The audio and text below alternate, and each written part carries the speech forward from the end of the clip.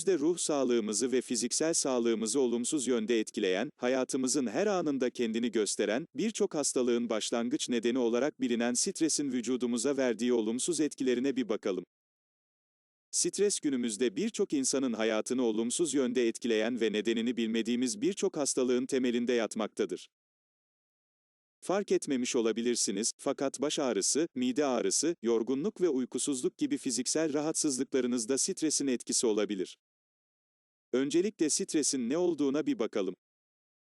Stres, vücudumuzun bir takım olumsuz olaylardan etkilenmesi ve bu olaylara fiziksel ve psikolojik tepkiler göstermesidir.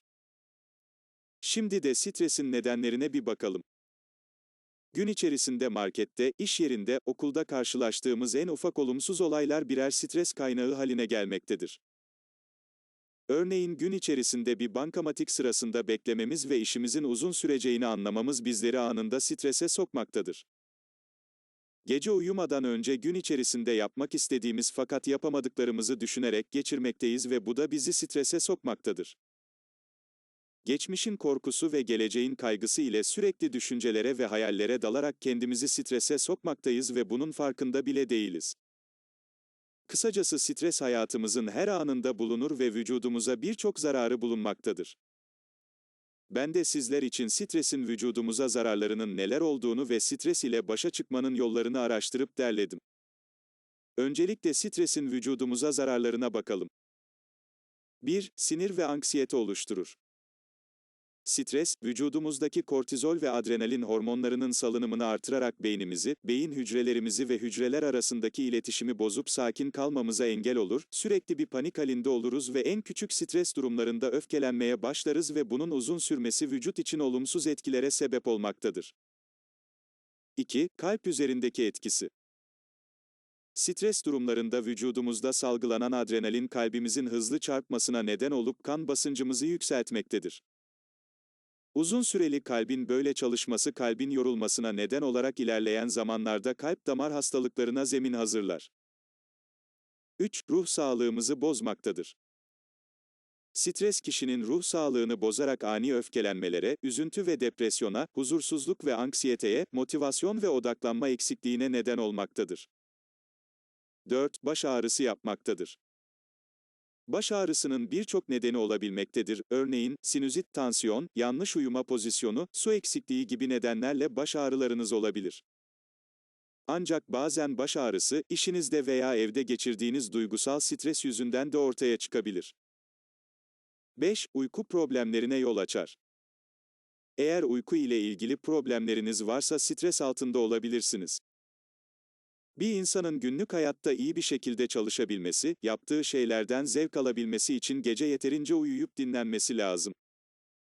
Fakat sizde bunların tam tersi oluyorsa ve uyku düzeniniz bozulmuş ise bir doktora görünme vaktiniz gelmiş demektir. 6. Cilt hastalıklarına neden olur. Sivilce, sedef hastalığı ve diğer cilt hastalıklarının nedeni stres kaynaklı olabilmektedir. Bilim adamlarının öğrenciler üzerinde yaptığı bir çalışmaya göre, psikolojik stres ile cilt problemleri arasında doğrudan bağlantı olduğu saptanmıştır. 7. Kilo kontrolünü sağlayamazsınız. Çevrenizde bazı insanların birdenbire kilo verdiğini, bazılarının ise kilo aldığını görmüşsünüzdür. Çok fazla düşünceye dalıp strese girmek, iştahınızı kesebildiği gibi bazı kişilerin de iştahını açabilmektedir. Temelde yatan stres kilo alıp vermenize neden olmaktadır. 8. Sık sık soğuk algınlığı geçirmek. Stres bağışıklık sistemimizi baskıladığından dolayı vücudumuz mikroplarla savaşamaz ve sıradan mikroplarla bile hasta oluruz. Stresli durumlarda yakalandığımız gribal enfeksiyonlardan kurtulmamız zorlaşır, hastalığımız hem ağır geçer hem de iyileşme uzun sürer. 9. Bağırsaklarımız bozulur. Stres bağırsaklarımızın işleyişini bozarak bizleri ya ishal ya da kabız yapar ve bağırsak içi bakterilerimizin dengesini bozar. Sonrasında yediğimiz içtiğimiz her şey bizde gaz ve hazımsızlığa yol açar. 10. Odaklanmada sorun yaşamaya başlarız. Uzun süre stres altında kalmış insanlar gündelik hayatta bir iş yaparken veya bir şey ile uğraşırken odaklanmada sorun yaşarlar. Bu gibi durumlarda az odaklandığınızı fark edersiniz ve bu da sizin dinlenmenizin zamanı geldiğini gösterir. 11. Saç dökülmesine neden olabilir. Saç bakımlarınızı aksatmıyorsanız, her türlü besleyici besinleri tüketiyorsanız ve halen saçlarınız dökülmeye devam ediyorsa bu strese bağlı olabilir. Kel kalmak istemiyorsanız ve saçlarınızı korumak istiyorsanız, her şeyi kafanıza takıp strese girmemelisiniz. 12. Düşük libido. Duygusal açıdan boşlanmış, strese maruz kalmış birinin libido seviyesi oldukça düşüktür. Eğer eşiniz ile uzun zamandır birlikte olamıyorsanız ve sebebinin stres olduğunu biliyorsanız durum ilerledikçe kötüleşecektir ve önlem alma vaktiniz gelmiş demektir. 13. Adet düzensizliğine yol açar. Kronik stres vücudumuzdaki hormon dengelerini etkileyerek adet düzensizliğine neden olur, stres miktarının artışı ile birlikte adetler tamamen durabilir. Evet arkadaşlar, stresin vücudumuza sayılamayacak daha birçok zararı bulunmaktadır.